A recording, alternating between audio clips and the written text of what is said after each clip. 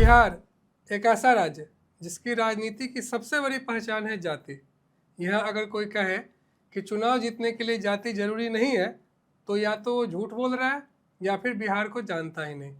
भले ही आज बिहार जाति के लिए बदनाम हो, लेकिन ये बात केवल बिहार पर लागू नहीं होती है, तकरीबन पूरे देश का यही हाल है।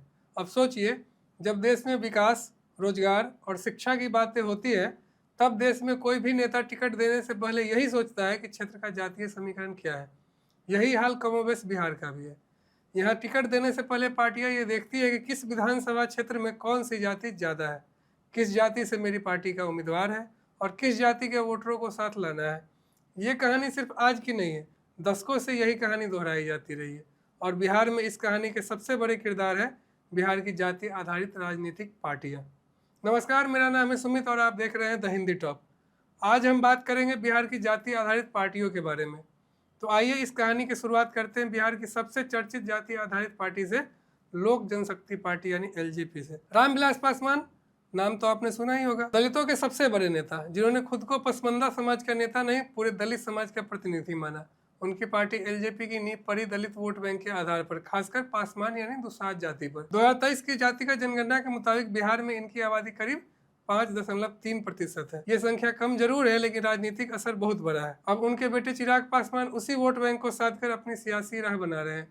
बिहार फर्स्ट, बिहारी फर्स्ट का नारा देकर वो युवाओं को जोड़ना चाहते हैं, लेकिन हकीकत यह है कि उनकी पार्टी की ताकत अब भी पासवान समाज के समर्थन से ही जुड़ी है। यही वजह है कि एनडीए हो या महागठबंधन, हर कोई चिराग को अपने साथ चाहता है, क्योंकि चिराग के साथ दलित वोट आते हैं और बिहार में हर वोट की कीमत है। अब आते हैं एक और दलित नेता पर, पूर्व मुख्यमंत्री जीतन राम मांझी। उन्होंने 2015 में अपनी पार्टी बनाई, हिंदुस्तानी आवाम मोर्चा। मांझी जी खुद मुसहर जाति से आते हैं, जो महादलित वर्ग में गिनी जाती है।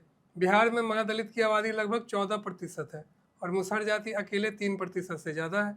खासकर गया, जहानाबाद, सुपौल, पूर्णिया जैसे जिलों में इनका वोट गेम चेंजर बन सकता है। मांझी की ताकत इसी समाज से आती है और उनकी राजनीति भी इसी जातीय गणित पर टिकी है। लेकिन दलितों के बाद बारी आती है बिहार के नदी पुत्रों की, यानी निषाद समुदाय की। इनका प्रतिनिधित्व करते हैं मुकेश सहनी। मल्लाह समाज से आने वाले सहनी ने वीआईपी यानी विकासशील इंसान पार्टी बनाई। उनकी पार्टी का कोर वोट बैंक सहनी समाज है, जिसकी आबादी 2023 की जातीय जनगणना के मुताबिक लगभग 2.6% है। लेकिन अब मल्लाह, केवट, विंध और तुरहा जैसी उपजातियों को मिलाया जाता है तो ये आंकड़ा 9.6 तक पहुंच जाता है। बिहार के पूर्वी और उत्तर मध्य जिलों में ये वोट निर्णायक भूमिका निभाते हैं और यही वजह है कि मुकेश सहनी हर चुनाव में पलड़ा भारी करने वाला चेहरा बन जाते हैं। अब चलते हैं उस जाति की तरफ जिसे बिहार में कुर्मी, कोयरी या लवकुश समीकरण के नाम से जाना जाता है। इस समीकरण को गढ़ा नीतीश कुमार थे और इसी समीकरण के सहारे बिहार की सत्ता में 2 दशक से ज़्यादा वक्त तक डटे रहे। इस समीकरण का कोयरी हिस्सा संभालते हैं उपेंद्र कुशवाहा। उनकी पार्टी राष्ट्रीय लोक जनता दल एनडीए की सहयोगी है। कोयरी जाति की आबादी बिहार में करीब 4.2% है और जब इन्हें कुर्मी के साथ जोड़ा जाता है तो ये संख्या और भी असरदार हो जाती है। कोयरी वोट की अहमियत का अंदाजा इस बात से लगा सकते हैं कि हारने के बावजूद उपेंद्र कुशवाहा को बीजेपी ने राज्यसभा भेजा। यही नहीं, कोयरी समाज से आने वाले सम्राट चौधरी को भी डिप्टी सीएम बनाया गया। ये सब जातीय संतुलन साधने का खेल है और यही बिहार की राजनीति की सच्चाई है। अब सवाल यह उठता है कि आखिर ये जाति आधारित पार्टियां करती क्या है। देखिए, सीधी बात तो ये है कि ये पार्टियां अपने कोर वोट बैंक को साधकर सत्ता में भागीदारी चाहती है। उनका एजेंडा बहुत हद तक समाज की उस जाति तक सीमित होता है जिससे उनका नेता आता है।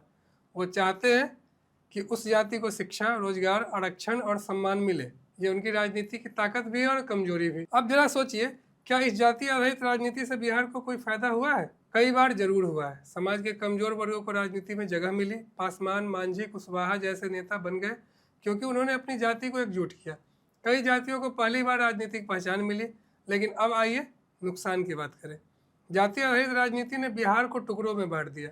हर जाति अपने नेता को अपना मसीहा मानती है, बाकी को दुश्मन। इससे सामाजिक एकता कमजोर हुई है, विकास की बात पीछे छूट गई और जातीय समीकरणों की गणित को आगे बढ़ गया। स्कूल, अस्पताल, सड़क जैसे मुद्दों पर चर्चा कम और जातियों के आरक्षण पर बहस ज़्यादा होती है। राजनीतिक दल टिकट देने से लेकर गठबंधन तक सब जाति देखकर तय करते हैं और आम जनता वो जाति के नाम पर वोट देकर 5 साल बाद फिर ठगी सी महसूस करती है। तो क्या जाति आधारित राजनीति का कोई समाधान है? समाधान है, पर थोड़ा मुश्किल है। बदलाव तब होगा जब जनता जाति से ऊपर उठकर विकास के मुद्दों पर वोट करेगी।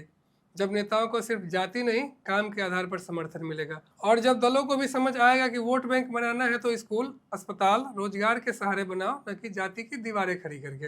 अंत में बस इतना कहेंगे कि बिहार की राजनीति को अगर सही दिशा में ले जाना है तो जाति की सियासत से बाहर आना ही होगा, नहीं तो ये जातीय खांचे न सिर्फ राजनीति को बल्कि समाज को भी बटे हुए हालात में ही रखेंगे।